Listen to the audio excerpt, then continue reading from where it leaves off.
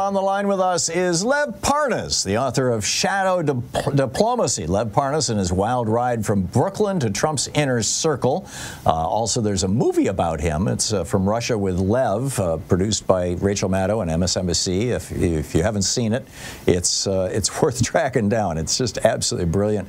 Lev, welcome to the program. I'm so glad that you could show up with us. You could drop in. Thank you for having me, Tom. Thank you. It's my pleasure. So I'm not sure exactly where to begin. I mean, your story is just an absolutely fascinating one. I think the question behind the question that so many people have is how deeply embedded in the Russian was Donald Trump, or maybe the other way around. How deeply was Russia embedded in the Trump ecosystem back in 2016 and to this day? I think that's a good way you put it, is how deeply was Russia involved in Trump's ecosystem, because I still to this day say that Trump is just a useful idiot for Vladimir Putin and some of these dictators out there. He's not playing on the level field as they are, so he's their useful idiot. But yeah, in 2016 and even going up to now, I mean, now back then in 2016, 2018, 2019, 20, we were doing it behind the scenes. They were covering it up. They were trying to blame Ukraine for it. They were trying to blame the Democrats. Now what we're seeing is they're doing it in open plain view. You have seen reports of Donald Trump having over 7 conversations with Vladimir Putin after he left office. And the important part is that he had these conversations. The important part is that he hasn't reported any of these conversations back to our government officials. He's also had these conversations privately without having anybody there, not even any of his own personal assistants. You have to ask yourself why. Also, in public view, he's been meeting an open site with another dictator, Viktor Orban. The reason why Viktor Orban is important is because Viktor Orban is Vladimir Putin's, best friend, basically. And you could even hear the messages coming out after they meet. So, yes, I think the answer is that they absolutely, they were embedded. And the crazy part is not only are they embedded in Trump, but because of Trump allowing them and the mega cult allowing them to get so much embedded into our politics, that Russia has achieved what they've wanted to achieve ever since the Cold War started, is to be able to disrupt our elections, to be able to put doubt in our elections. And that's what they achieved, because today there's a big percentage of our country that doesn't believe that our elections are fair and square. Well, it seems to even go beyond that, Lev. I mean, I'm hearing reports that some of these Russian disinformation operations are like trying to pit black people against each other, or trying to pit gay people or trans people, or basically just trying to tear our society apart. Do you have any firsthand knowledge of any of that sort of thing? Oh, absolutely. Backing it into for the 2020 campaign, that was part of our Trump's mega cult, policy, is to divide.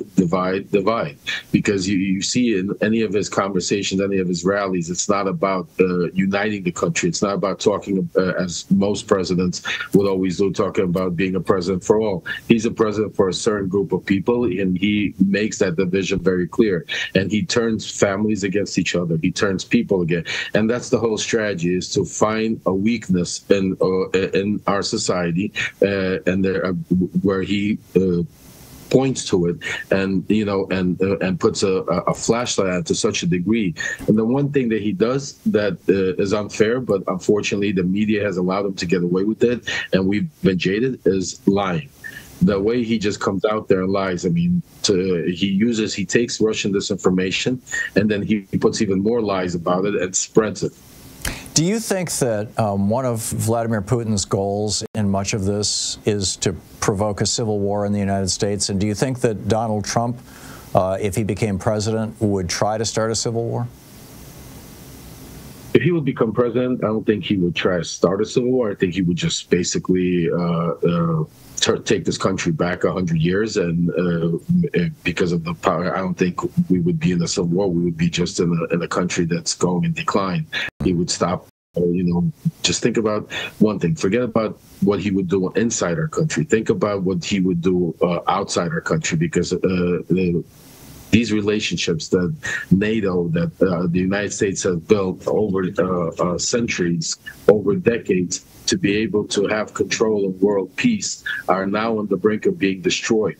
And building it takes tens and hundreds of years, but destroying it takes one day. And with Donald Trump coming into office, if he destroys NATO and destroys our alliances and just starts allowing people like Vladimir Putin or Kim Jong-un or, dictators like Xi to do whatever they want all over the world, we might not feel it in the first few years of his presidency, but our children, our grandchildren, the repercussions that will come to this country for the next 10, 20, 30, 40 years will be tremendous. And I don't know how long it'll take us to get back to it, because that's the important part that people are not realizing, and he's deflecting on. He's trying to concentrate on policies like taxes, like the wall. I mean, that he's going to build a wall, and that and stuff like that. But the main problem is all of these relationships and all of these things that are going all over the world.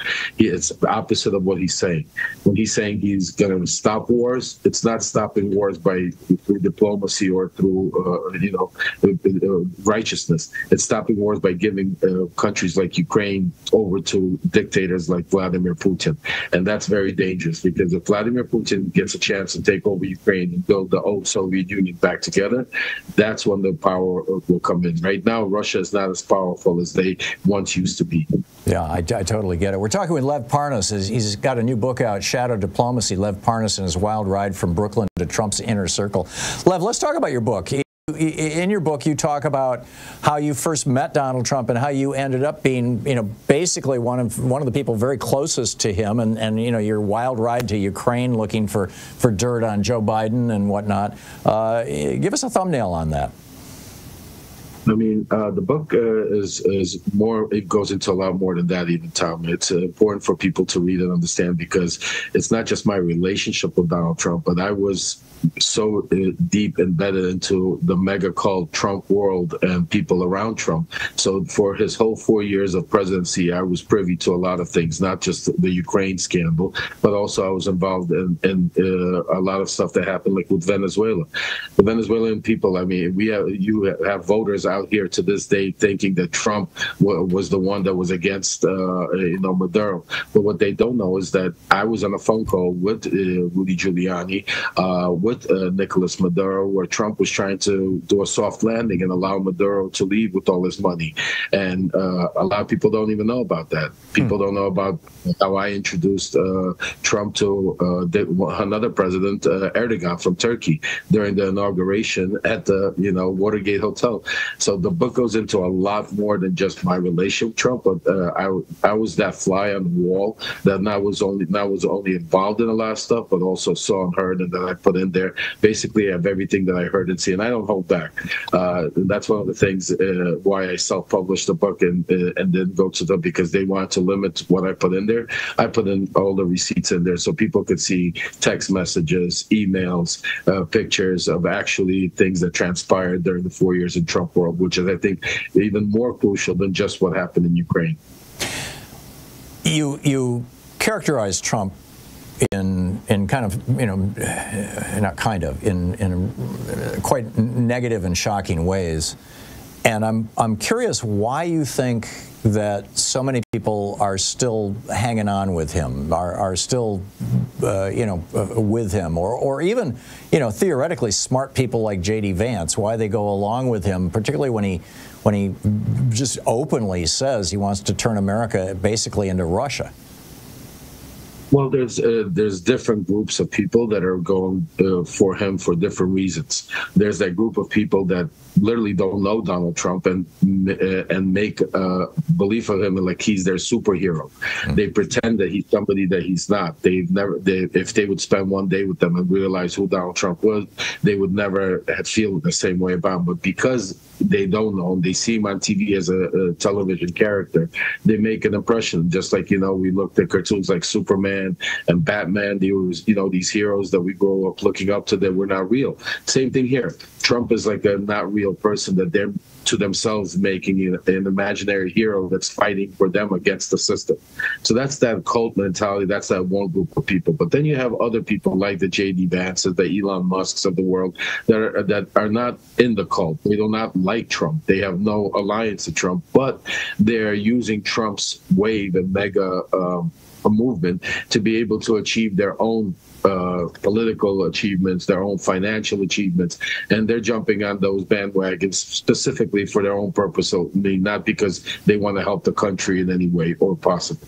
So that's why you have different fractions that are voting for Trump. Yeah, I get it. We're talking with Lev Parnas, his new book, Shadow Diplomacy. Lev, you were one of those people at one point. What was it that attracted you to Donald Trump, and what was it that caused you to wake up or get out, or however you'd characterize it?